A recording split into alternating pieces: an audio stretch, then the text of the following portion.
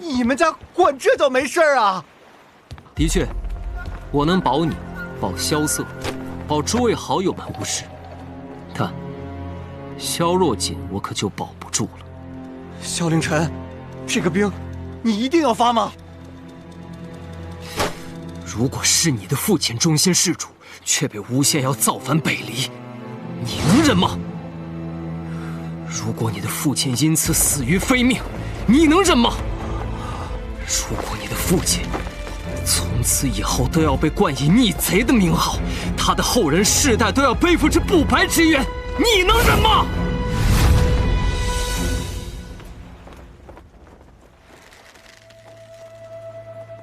你的表情已经告诉我了，换作是你也忍不了。如今，谁也拦不住我。天启、萧楚河，做好准备吧。琅琊王回来了。常叔，今天咱们讲什么故事？哈哈，今天呀，不讲故事，给你讲个人。啊，是大英雄吗？嘿嘿，何止是大英雄，他呀原本是江湖人士，如今的百里东军、司空长风，当年都是他的好朋友。后来他入伍率兵，百战百胜，军阶升到不能再升。那时候啊，北离的军中只认他一个人的名字，而北蛮、南绝的军队看到他的军旗都会绕道而行。这么厉害，我怎么没有听说过这个人呢？那是因为现在他的名字是一个禁忌，天下人都不敢谈论你的名字，可你的将士们从未怕过，他们都在等一个机会。现在这片大陆上又会响起你的名字，人们将再次高呼你的名字，想起你的荣耀，琅琊王。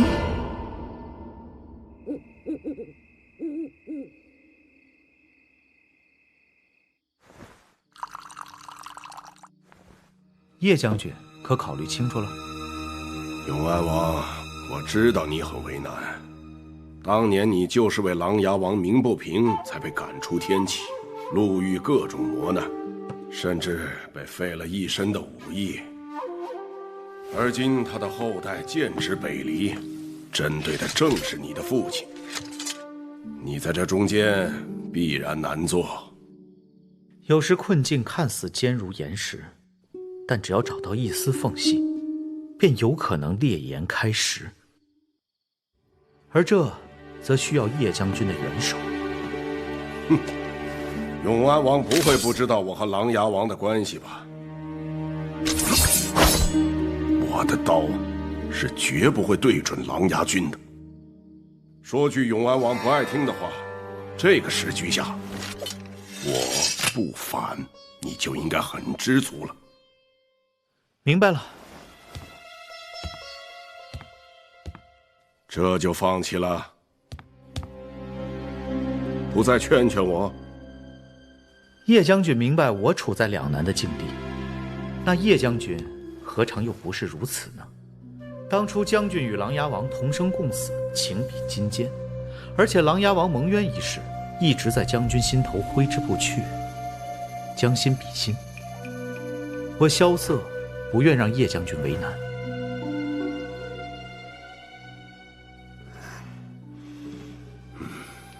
雷无杰那小子要是能赶上萧楚河一半也好啊。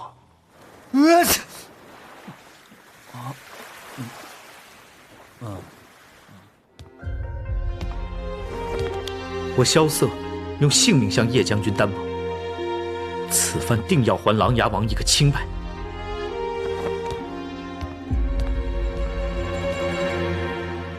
你不跟着一起走？父亲，你怎么还不明白？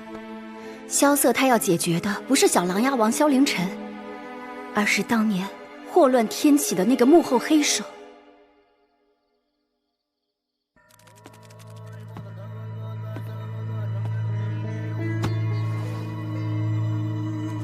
萧若风，萧若锦，好好看着，你们打下的江山是如何被老夫毁掉的。哼！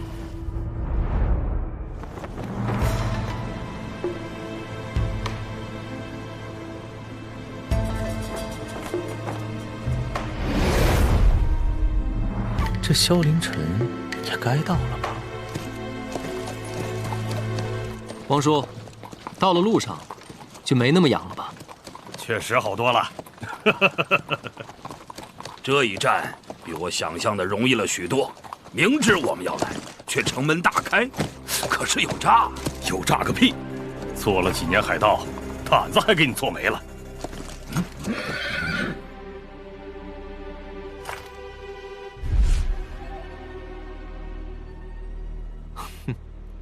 唉，我堂堂琅琊王好不容易回到天启，连个迎接我的人都没有。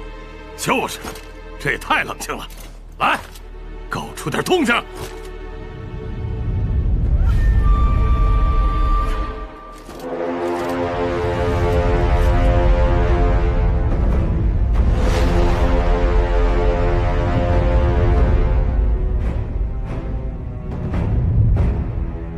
二位叔叔，这城我们该怎么攻啊？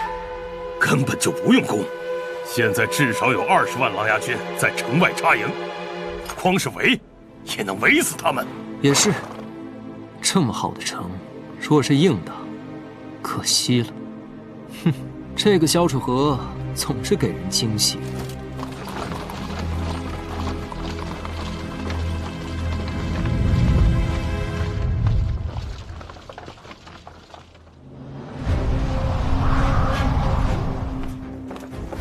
楚河，你真的能保证你的办法可行？若是不成，天启将会被瞬间踏平。皇叔，请信我这一次。况且，我们已经没有其他办法了。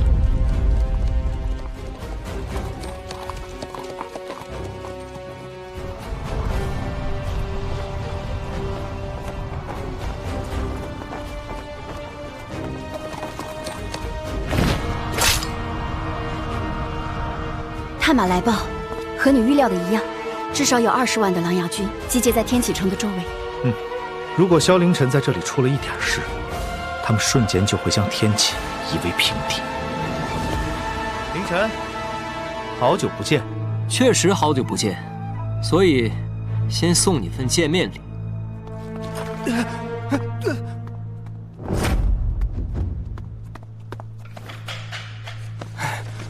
萧瑟，这家伙我知道翻脸就不认人。我把你的信给了他，他居然……我说我知道。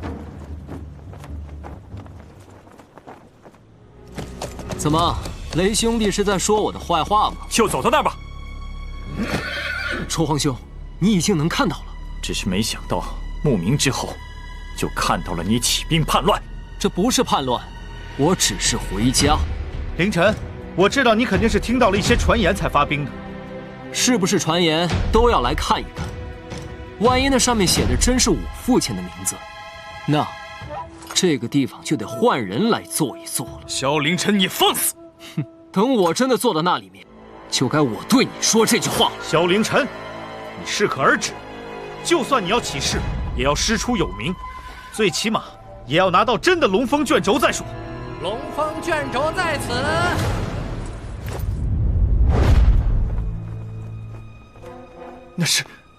那是前任大剑卓青。